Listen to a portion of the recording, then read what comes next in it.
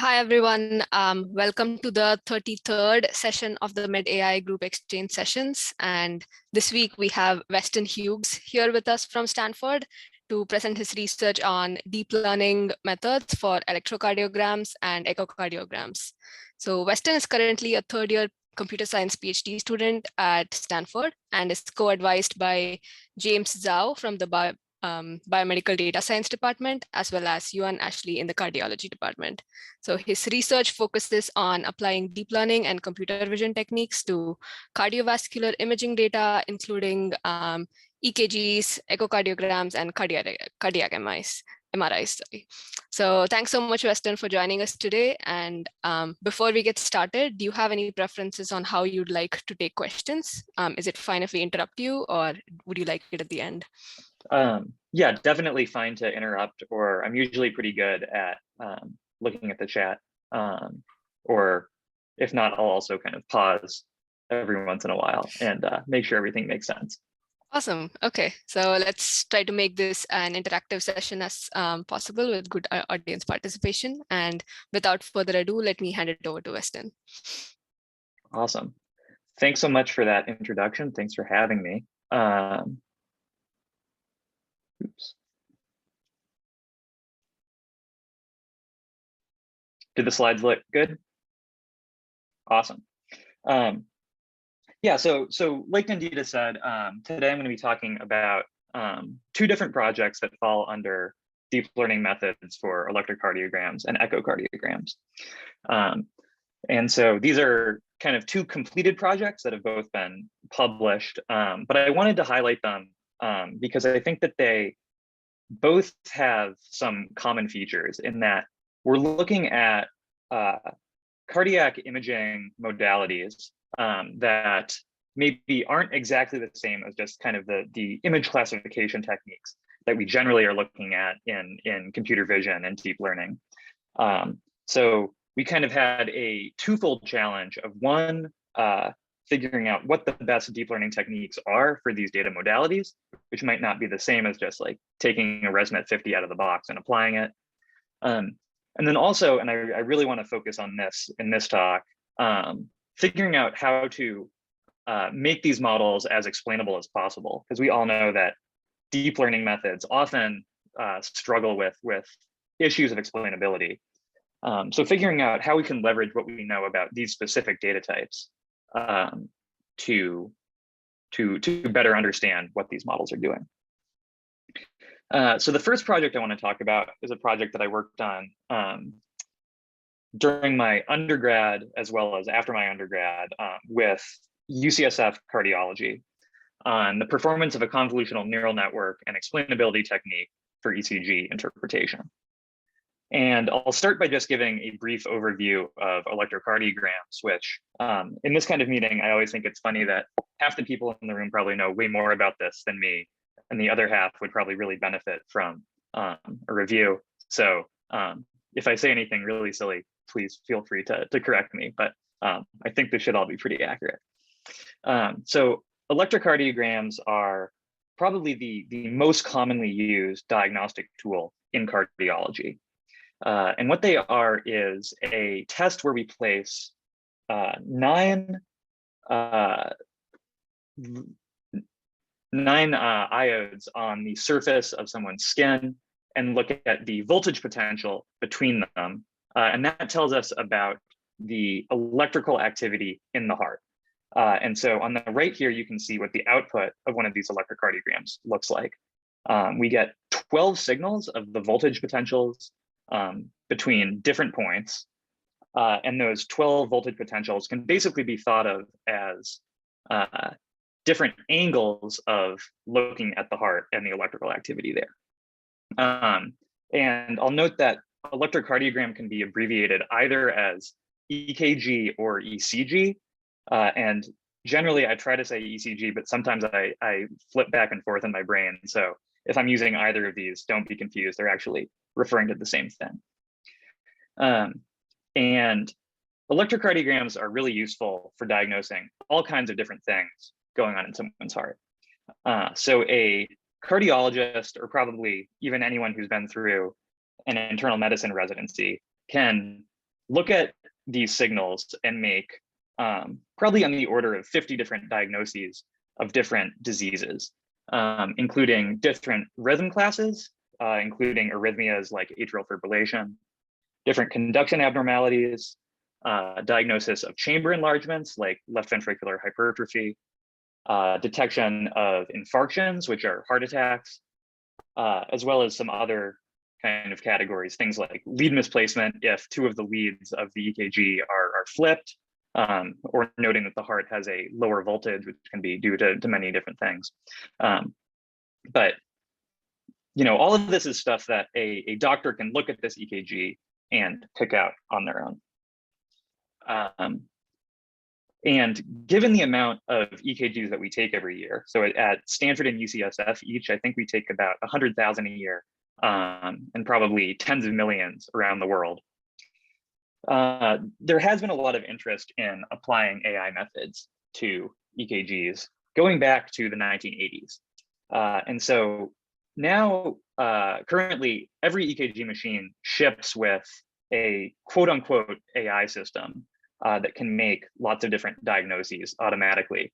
And I put AI in quotes because it's a very actually primitive system that's basically uses a set of rules to process the EKG signal and come up with hundreds and hundreds of different measurements on all 12 leads of things like the height of each component of each wave, the width of it, the durations of the intervals between waves, angles from which one wave passes to another. And a lot of important EKG classification can be done just based on these features. So currently the GE ECG machines ship with software called GE Muse, and the Philips machines that we use here at Stanford have something called Philips TraceMaster that allow them to make classification of a lot of those things that I just listed. And so an output of one of these systems might look something like this text on the right. So it can say atrial fibrillation, incomplete right bundle branch block, left anterior fascicular block, T-wave abnormality, just things that it's pulling out based on these features. So we have these systems, but in practice, they pretty famously don't perform very well. They're kind of known that, whenever you're using one of these, you always have to have a cardiologist overread its prediction and make corrections to it. So I guess an obvious question here is could we do better than this? With our 2022 AI, can we do something better than they've been doing since the 1980s?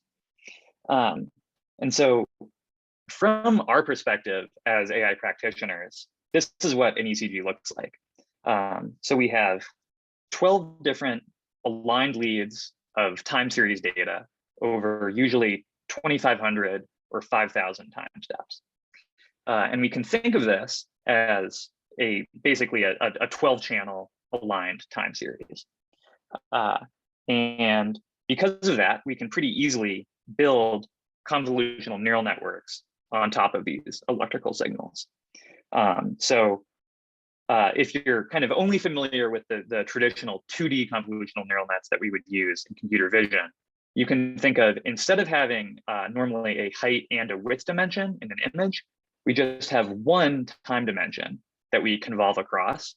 And then rather than having 3 color channels, we have 12 channels, which are the 12 different leads of the ECG.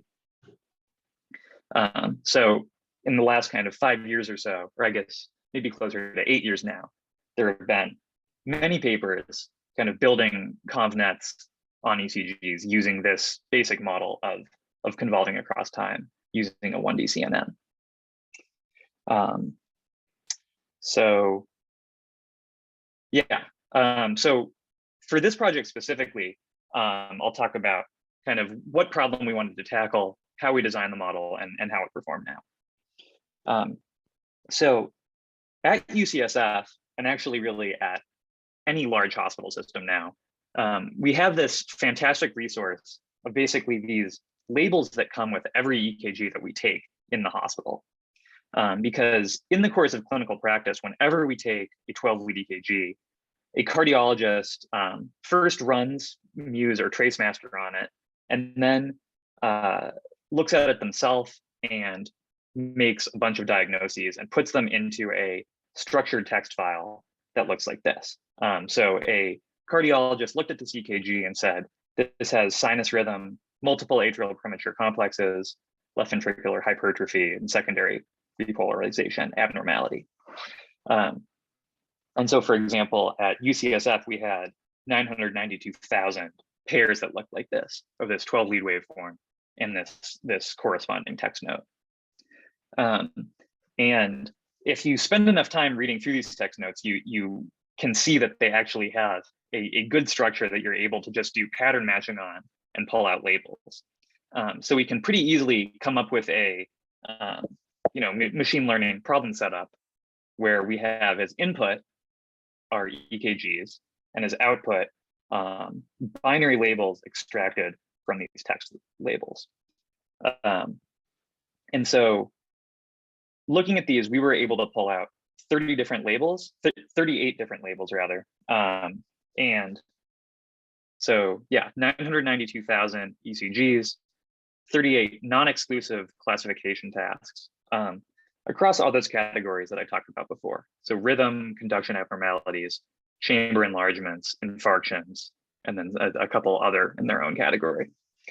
And I'll stress that these aren't necessarily mutually exclusive labels. So if we look at this example again, it's mainly in sinus rhythm, but it also has atrial premature complexes, and it also has LVH. So for this example, we would assign 3 different labels to it, rather than forcing it to only be one of those 3. Oh, can I ask a quick question? Yeah, definitely. So are all your ECGs the same length of time, like, or do you chop them in order to get the same time window? Great question. Yeah, and that's something that I kind of glazed over here. But when we're talking about hospital 12-lead EKGs, they're always 10 seconds long, or at least they're stored in the database as a 10-second long segment. But if you looked at, for example, an Apple Watch EKG, those could be 30 seconds long. There are also continuous monitoring EKGs. So if you go to an ICU, then you see up on the wall, they have like a single lead EKG on a bunch of patients, and they're monitoring them all continuously for 24 hours a day. So we specifically here are interested in these 12-lead EKGs, which are generally the gold standard for making a lot of these different classifications. But great question. Got it. Thank you. The 12-lead ECGs, when you converted the data, I don't see the calibration spike at the beginning. Did you drop the calibration spike specifically? Yeah, so in the General Electric EKGs, they didn't have the calibration spike. Okay.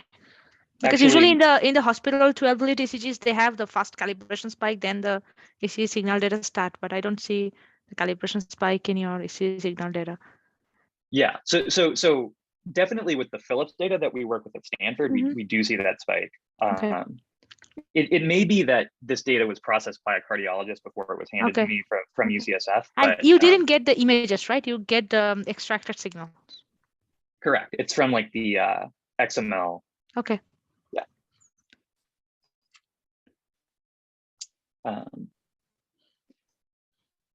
Great questions.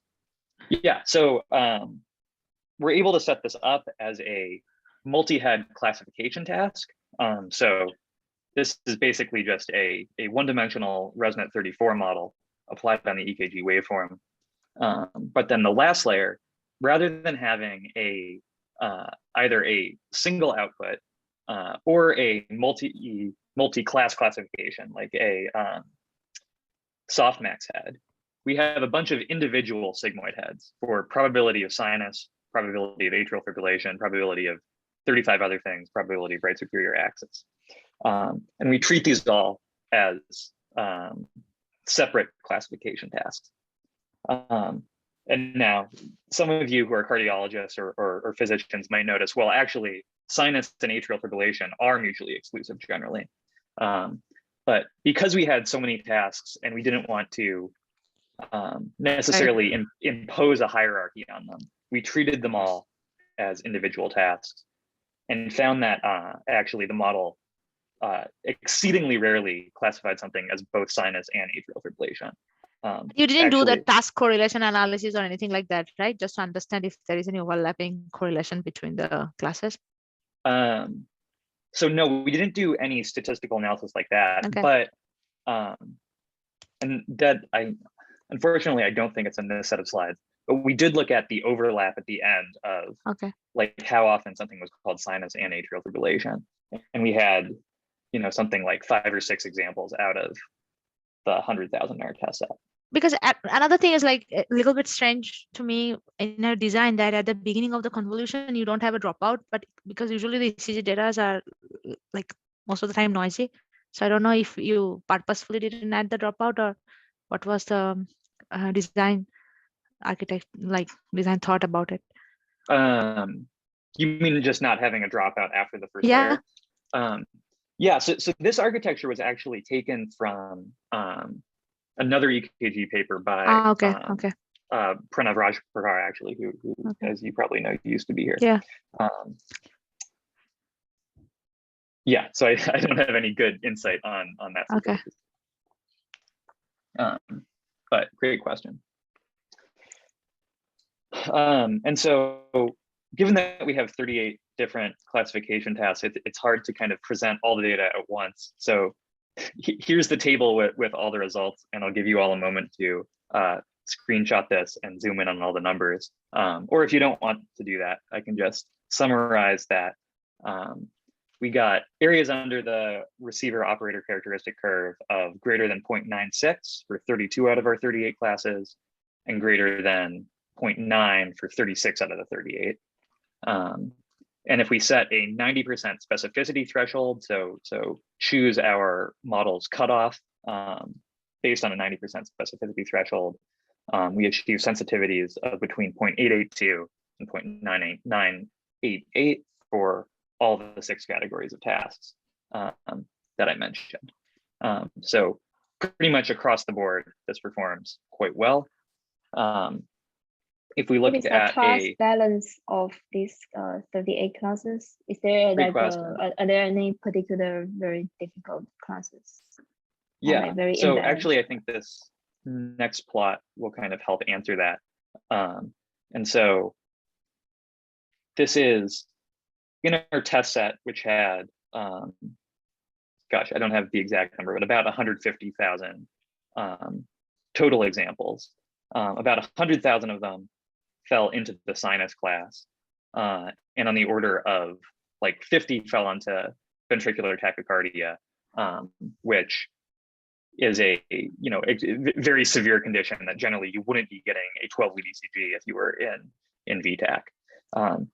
And so you're not really training on the Philips label data, right? Like it's somebody like some technicians or some cardiologists manually validated the labels, right, for these cases? Because I did sometimes, specifically if you are talking about this kind of outcome like sinus or lead replacement, that sometimes even the cardiologist doesn't look at the model output, right? Like they just consider that, okay, if the model is saying the lead is misreplacement, like I will agree with that. Yeah, so we did just take the overread GE output, but I'll show some results in a sec that I think will kind of get to what you're talking about and maybe assuage that fear. Okay. But so, yeah, I think the interesting trend here is that across the board, we see, whether we have very few examples or very many, we often can do quite well. But then for some classes kind of in the middle, we don't do well. Lead misplacement is maybe not super surprising because lead misplacement can be a very diverse class. And when I say lead misplacement, what I mean is detecting when 2 of the ECG leads were flipped and put in the wrong locations. So if you think about there's 9 different leads, there's a lot of different mistakes that could happen. And the invariances that we use in like a CNN generally aren't going to be able to say, detect when two channels are switched, kind of, versus all of the possible categories of pairs that could be switched. ST elevation, on the other hand, I think is probably quite surprising to people because it's something that can be just read off of like the measurements of the ECG.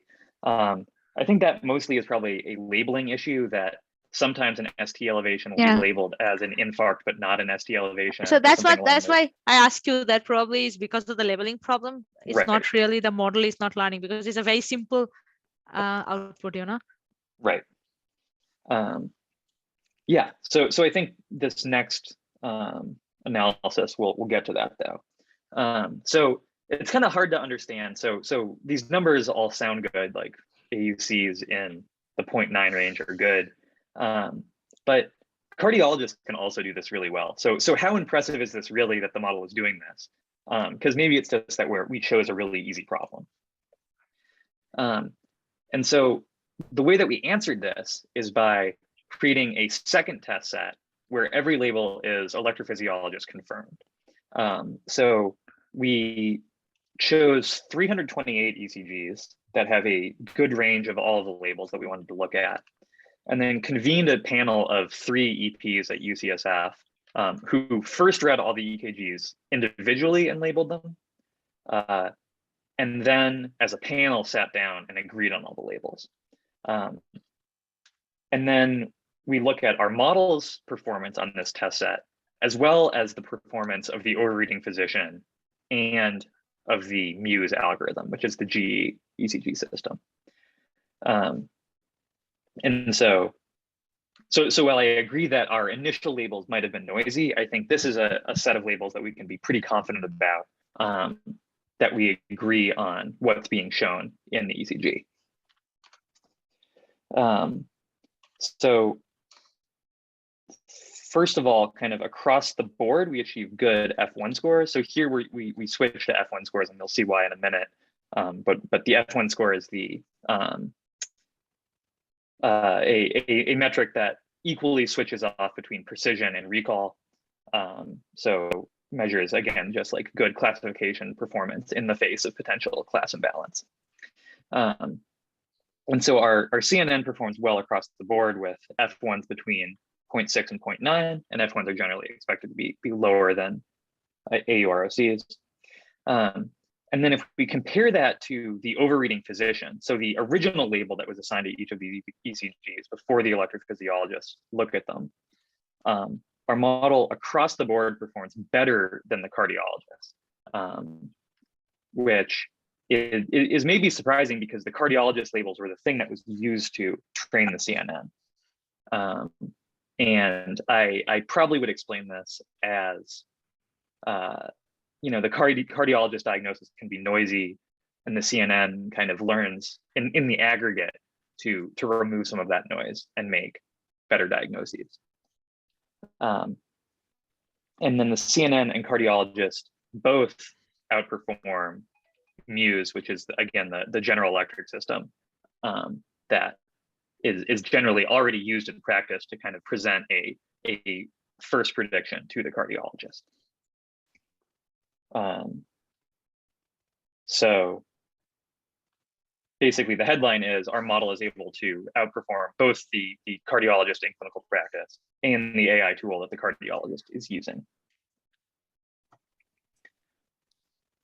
I just have an observation to make. Yeah. So it feels like for at least the chamber enlargement diagnosis and the conduction diagnosis, Muse is performing as well as a cardiologist. Is that kind of expected? And I would be as a non-clinician, of course, I'm kind of surprised that a simplistic AI system from the 1980s is actually able to achieve pretty good performance. So is that, what are your thoughts on that?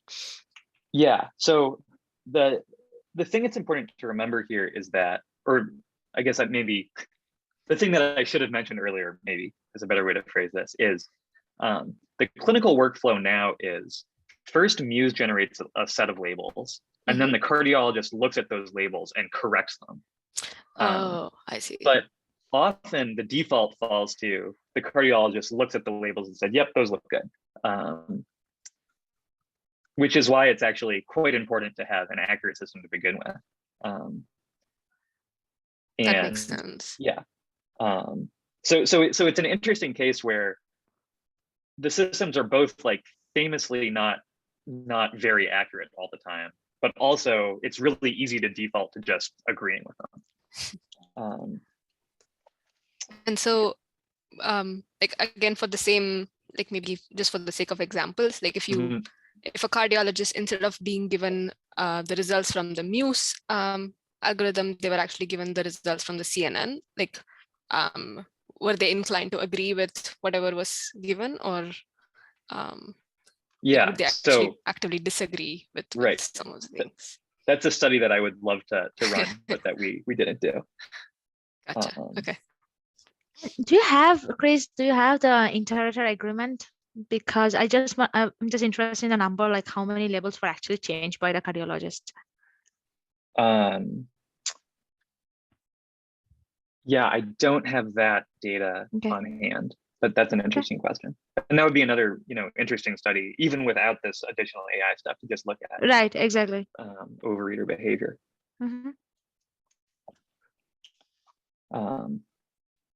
Awesome. And then just another way of looking at these same results. So if we set the CNN's specificity to be equal to the cardiologist specificity, and then look at the sensitivity, which is what's showing on these bars here, then again, kind of at the same cutoff, the CNN is able to outperform the cardiologist. So I think this is useful just because sometimes,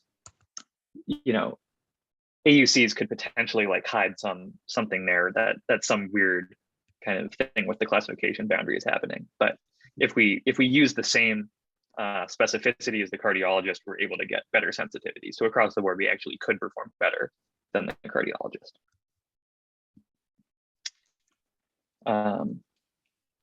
So all of this is great, but obviously in medicine everywhere, we really want to understand what our model is learning and what features the model is utilizing for each of these classifications.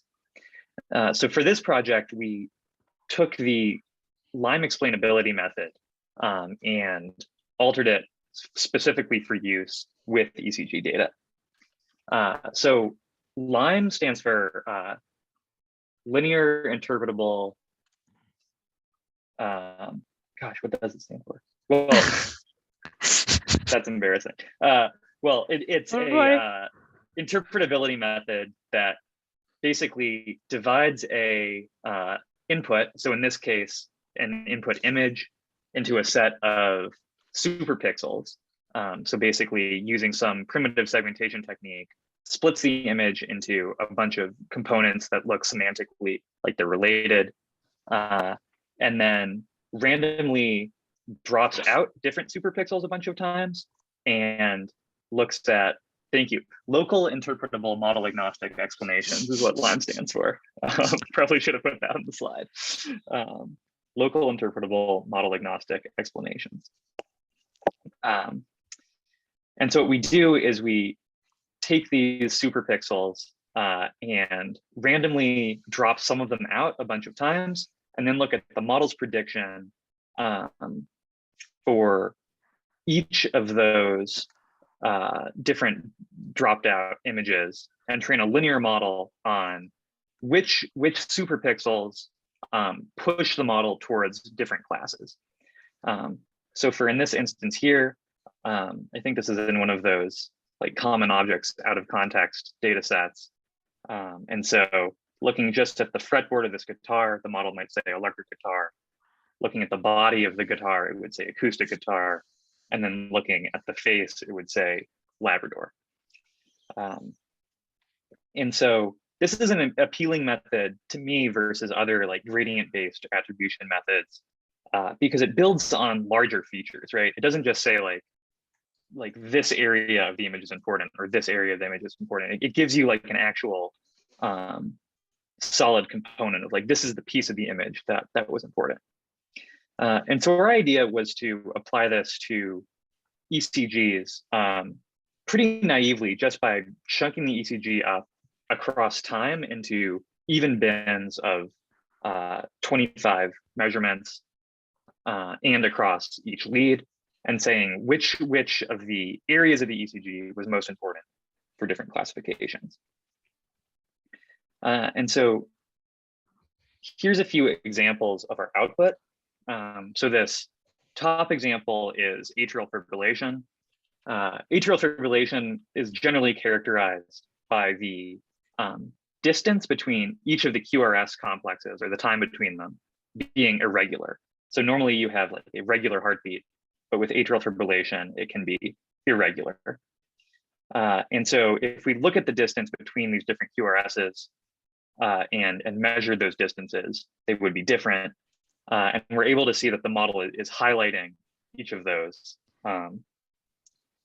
So it's useful in that we can see, like, yes, the model is looking at something that we would say is important. But at the same time, it raises the question of why didn't it highlight all of them? Or well, the reason it didn't highlight all of them is because it's regularized to only highlight a certain number. But why are these ones that it highlighted the important ones versus other ones? But it is able to give us some insight into, well, it seems like the model is doing something that makes sense. A good comparison for that is left atrial enlargement, where the P wave, so the smaller bump before the larger complex, is the important part. And we can see across the signal, the model highlights several P waves. And then another example, left bundle branch block, is characterized by larger and wider QRS complexes. So you can see normally like a QRS should look like this, pretty thin and about 2 to 3 boxes high. But in the case of left bundle branch block, they're much larger, and Lyme is able to highlight those areas for us. And generally it highlights some of the larger QRSs across the lead. Quick question, is the confidence score generated by Lyme here, or is it the sigmoid probabilities that your model? It's the sigmoid probability. Got it. Okay. Great question.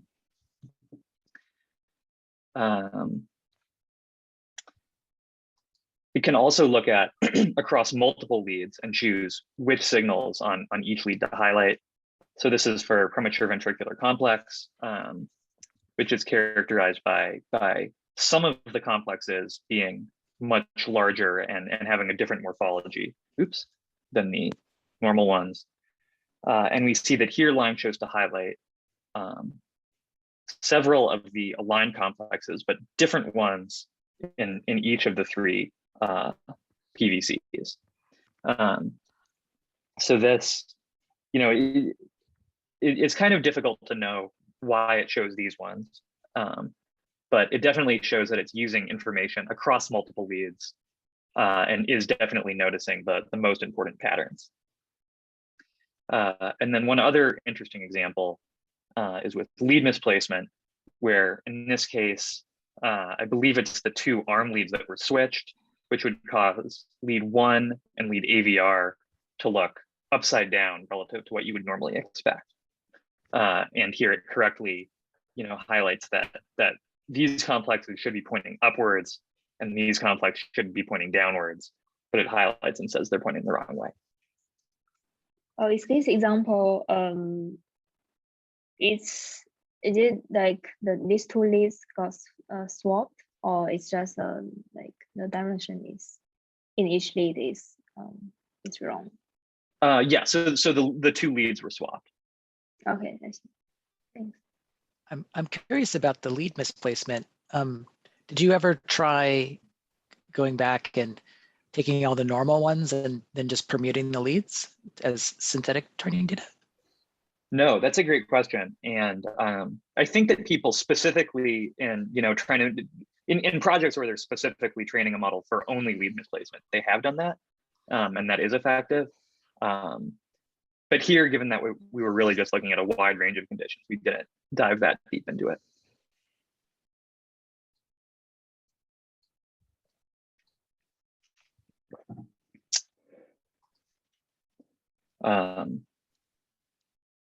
Great. So any other quick questions? I do want to keep moving, conscious that we have a second project that I'm going to talk about now in the next 20 minutes. But so this next project, deep learning evaluation of biomarkers from echocardiogram videos, I worked on here at Stanford with Stanford Cardiology, as well as in conjunction with Cedars-Sinai Cardiology in Los Angeles, with David Euan there, who some of you may know, who was previously a cardiology fellow and postdoc at Stanford. So first, just a brief overview of echocardiograms. So echocardiograms are another cardiovascular imaging modality. They're quite a bit more expensive than an EKG, and they're basically an ultrasound of the heart. So in the same way that a pregnant woman would get an ultrasound to look at a fetus's health, we can also do an ultrasound of the heart to look at the heart's health. And we can tell, obviously, a lot more fine-grained information about the heart, and especially about structural issues.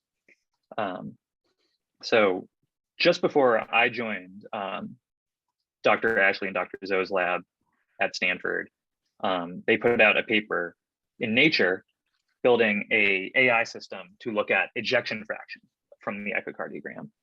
So the ejection fraction is with each beat of the left ventricle, what fraction of its volume does it expel and basically pump into the rest of your body? And so if you have a reduced ejection fraction, that generally is a sign of heart failure. And we have lots of different treatments if we know that someone's ejection fraction is reduced. And we do this just by training a segmentation model on the area of the left ventricle and measuring its area over time.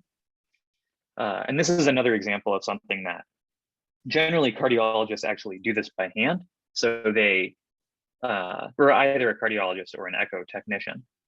So they would look at one of these images or one of these videos, find the largest systole frame and the smallest diastole frame, and segment by hand 2 frames, and then look at the area and use that to compute the ejection fraction. So kind of having an AI model to do this allows for a lot more efficiency, so you don't have to sit there doing that.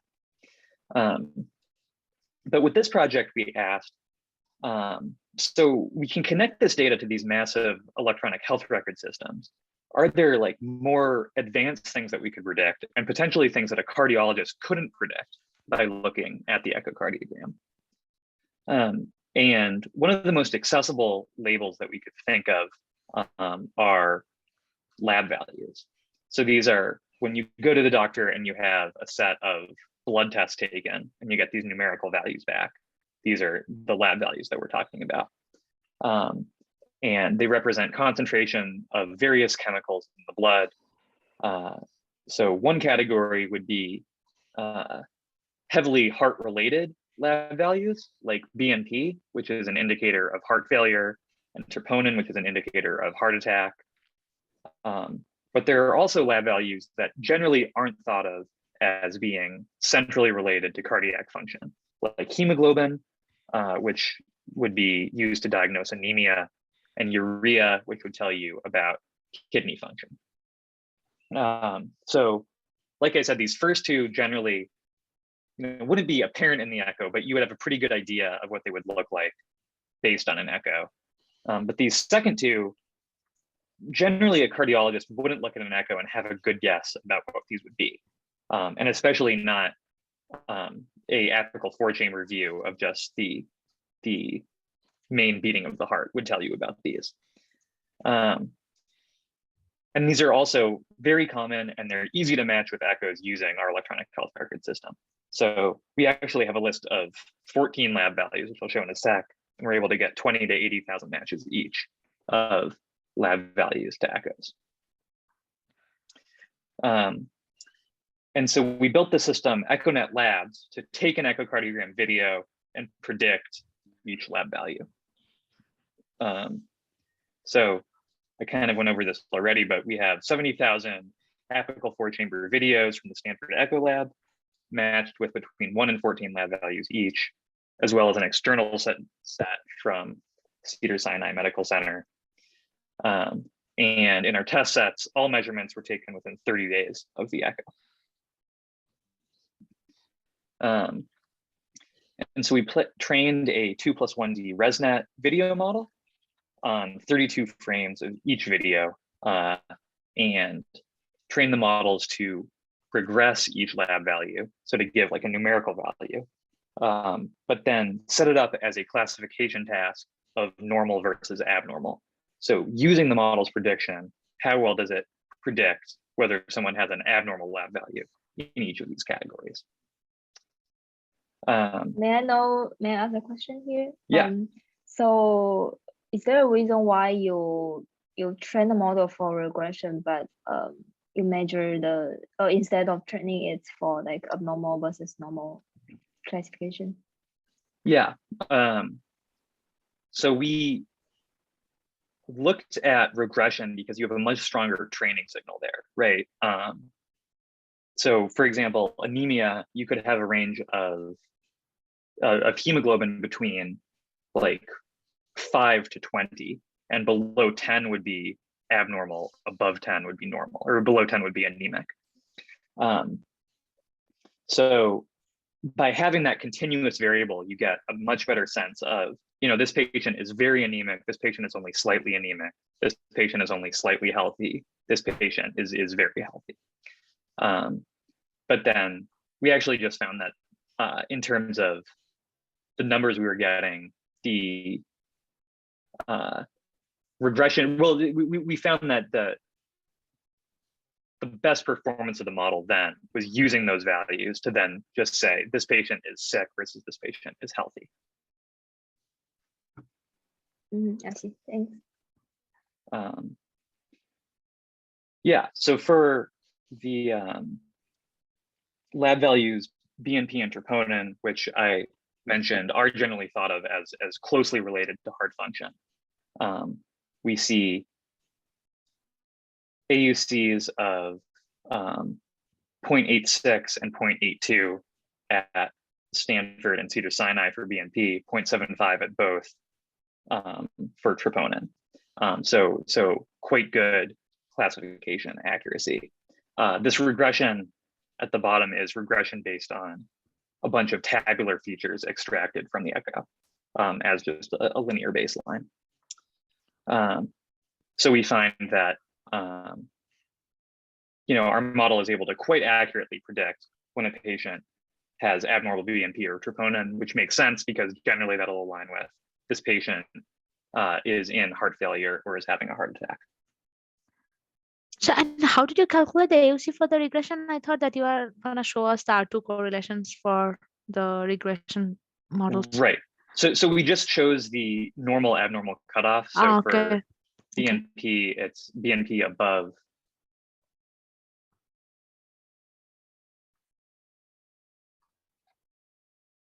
I think above 0 would be considered abnormal. I would have to double check that, but. Okay.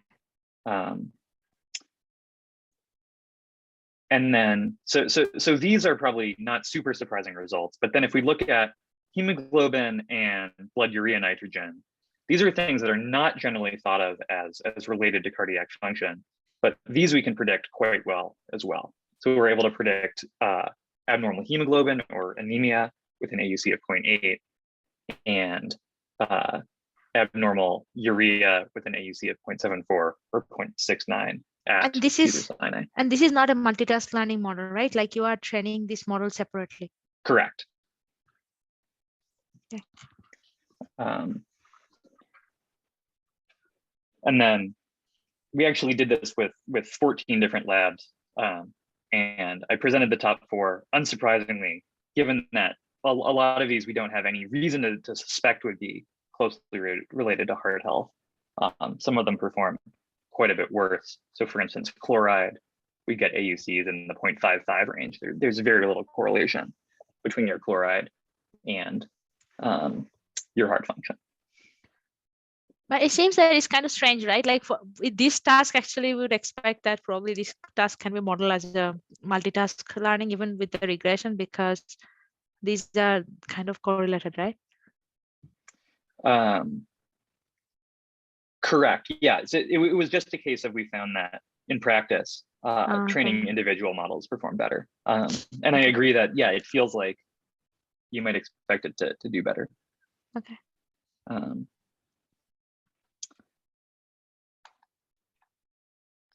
have a quick question. Oh, definitely. maybe actually, maybe my question will be more like suitable after you finish your explanation. I'd say let's hold questions to the end too, just because we have 10 minutes left. Sounds good. But then I'll take, I'll just get through this last bit, which I think will be interesting to people, and then we can discuss more. So again, we want to understand what features is EchoNet using, especially for things like predicting anemia, where you know, a cardiologist probably wouldn't be able to do this off the top of their head. So what is EchoNet looking at? And so one kind of the simplest and most obvious things we can do is take a method like a gradient-based attribution method and see what it focuses on for different tasks. So this is visualizations of smooth grad applied to the video diagnosing anemia. And we see generally across these examples and also across many more examples that we've looked at, a lot of the model's quote unquote attention is being focused around the mitral valve, which is the valve at the bottom of the left ventricle. And so looking just at this, we might expect, okay, so something about maybe the dynamics of the mitral valve is telling us that a patient is anemic, or something along those lines, something about some feature of the valve. So then to kind of get more clearly at that question, we could train two models. One model, or take our normal EchoNet Labs model, and then compare it to a second model trained always masking the left ventricle, or rather the mitral valve. And we can do that because we have this existing left ventricular segmentation algorithm. So what if we train a model from scratch and just never let it look at mitral valves? How well is it able to predict anemia? And so it turns out that there is no significant drop in accuracy when we train an entirely new model that can never use the features that SmoothGrad told us were the most important features. So this was a little surprising to me. And then we kind of thought, can we use this idea of, you know, we built this mask for the mitral valve. Can we take this a step further and use what we know specifically about echocardiograms to set up different ablations to get a better idea of what EchoNet Labs is looking at. So here's 3 different other ablations that we looked at. So basically asking to make an accurate classification, first, do we need information outside of the left ventricle? So if we only look at a rectangle around the left ventricle for all of our classifications and train a model based on this, can it do as well as with all of the data? Then do we need information other than the movement of the left ventricle? So if we only look at the segmentation mask and never have any texture information or anything along those lines, can we make a prediction based on this? And finally, do we need movement information at all? If we only looked at a single frame of the video, could we make a prediction based on that frame? And so here's our results based on the full video. So these are the same AUCs that I shared earlier. And so first, if we only look at the area around the left ventricle and mask out everything else, and again, train an entirely new model that can only look at the left ventricle, then actually our accuracy for most classes looks about the same. Hemoglobin, drops a little bit, although not significantly. Troponin actually performs slightly better. And then urea and BNP hardly move at all. So this, to me, indicates just what's happening in this little frame around the left ventricle is enough to get most of the accuracy. Then if we look at a single frame, here we see, a much more substantial drop off actually in all the different classes. So, BNP has a significant drop, hemoglobin has a significant drop, blood urea and troponin have non-significant but fairly large size drops. And so this would kind of tell us that actually something about the motion of the echo, something about the way that the walls of the heart are moving is giving us a lot of information about these classes. And then finally, if we just look at the segmentation map, hemoglobin drops way off, which tells us that, something about the texture of the image is quite important. But across the other three, we don't see as much of a drop off as you might expect. So troponin, just a slight drop off, but better than a single frame, which seems to suggest that the motion of the wall of the left ventricle is more important for diagnosing a heart attack than just looking at an individual frame of the echo. And similarly, urea, I think quite surprisingly, the motion is just as useful as a single frame. With BNP, maybe not super surprisingly, because in heart failure, the shape of your left ventricle is going to give you a lot of information. But so the thing I want to highlight here beyond just what it tells us about our model is that I think that this is a pretty good kind of paradigm for thinking about developing explainability techniques. That here we really leverage like the tools we already had for left ventricle, like left ventricular segmentation, to build these masks. And then we also thought about like what we cared about in terms of the video to disambiguate the texture information and the movement information, and use that to better understand what the models are doing. So thank you all so much. I really appreciate all of your time and being invited to talk here. And yeah, now if we have any other questions, I'm happy to chat. Awesome. Thanks, Weston. This was an amazing talk. And yeah, let's have the floor open for questions. May I ask a question about, actually I have two questions. The first one is in terms of one of the ablation study or like the explainability study where you only take one frame out of the video. I wonder if the model performance drops, if that's partially because the model actually has less data to train on, right? I mean, it's only one frame instead of like multiple frames from one video. Yeah, that's a great question. During training, we set it up so that it, as like a training augmentation, it sees a random frame each epoch. And so I still agree that there could be some bias there, but we tried to alleviate that a little bit through training augmentation. Yeah. And second question is related to what Chris commented in the chat. So yeah, he mentioned normal values for BNP are different for different age groups. So when you were evaluating the model performance by like categorizing into normal versus non-normal, did you take into account of this different value range? Yeah, that's a great point, and we did not do that. And that would be, something to consider in future work. I think that's a really good point. Mm-hmm.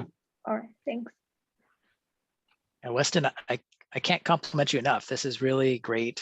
Like, I think it's a tour de force about how you can analyze a model after starting with the core of building a model that works pretty well. You can then ask where it does well and where it doesn't. And I really like that it generates new hypotheses, like, Yeah. So I think it's just fantastic. Thank you. I really appreciate that. Like one of those hypotheses, I think you could test, which might be of interest at least to echocardiographers, is just, you could just take blood and dilute it and see if you get, you know, how that alters the recording, even just on a blank. Because I would suspect that there's a subtle signal just in the fluid. Right. I mean, or I hypothesized it. Yeah, that's a great point. And thinking about, like what the kind of textural details are that it's picking up, that presumably, I don't think that in echocardiography, we really think about that type of texture detail at all right now. It's a really interesting question. Yeah, and it's not a signal that I would have thought to have tried to extract until I saw this work. Like, it's sort of like, theoretically, I can imagine it, but it wouldn't have occurred to me. Yeah.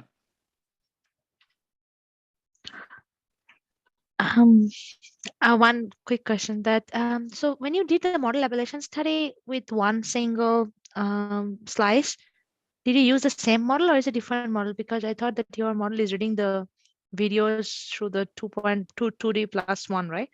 Right. So we thought about how to do that the fairest way, and what we came up with is just repeating the image 32 times, and so basically it's like a video, but of just like a single frame. Okay, single frame. Okay. Right. And okay, it's a little weird, but I think that's fairer than using like a different image architecture, where then it's like it's hard to disambiguate the architecture from the input. And why specifically you didn't look at any attention model or something like that, just for the visualization purpose? Because here so actually you you can mean draw like a the transformer? attention. No, Transformer even like a high level attention, just looking at which slide the model is paying more attention, or which area in the slide the model is paying more attention. It's more like a layer wise propagation of the gradients, Right. So what I did show here was using kind of the gradient-based like attention methods, and this is what told us that the mitral valve was important for hemoglobin, when in fact we could remove the mitral valve and the model performed just as well. Just as well, exactly. Right. And in general, I mean, maybe other people here have different feelings about this, but these gradient maps to me are very unsatisfying. Like, they're very confusing, and I never know what to look at. And I think that a lot of people in our field use them because we don't necessarily have better things to do. But no, if you have segmentation, of course, that's the best way. Yeah. Right. I think Zou or Khaled's here, you could comment, but I think my sense so far is that those occlusion masking seems to be the most robust. Right. Or at least from my, human point of view, like I can understand it the best. Whereas the gradient ones are great when I see them and they make sense, but then when they don't make sense, I have no idea. Yeah. Yeah, I fully agree that I look at these and, you just try to immediately like form a narrative that makes sense to you. And then, but if they look completely different, if you just saw a bunch of random maps, you would come up with a narrative that made sense.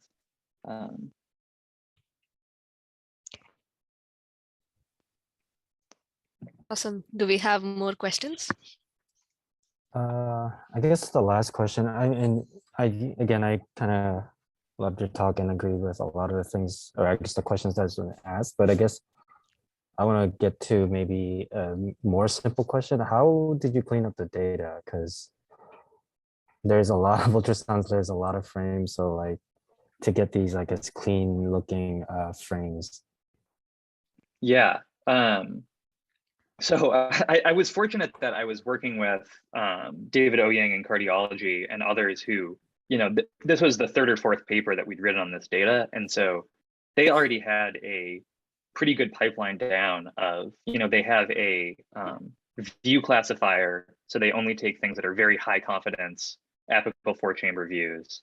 And then they already had a pipeline set up to convert from DICOM into video files that then we could look at.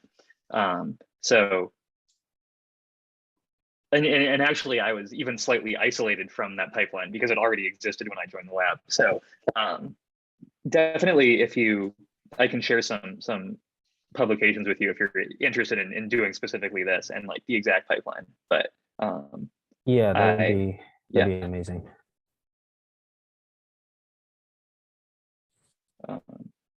Yeah, definitely. I'll share those. Cool. So maybe we can thank Weston with a round of virtual applause now. I think we've had a great discussion around your work, Weston, and thanks so much for presenting today. We'll put up the YouTube video today in a couple of hours on our YouTube channel. And yeah, folks can always get in touch with Weston or post questions either on our website or directly to Weston. So with that, I think we can all meet next week. And thanks again, Weston. Thank you. Thank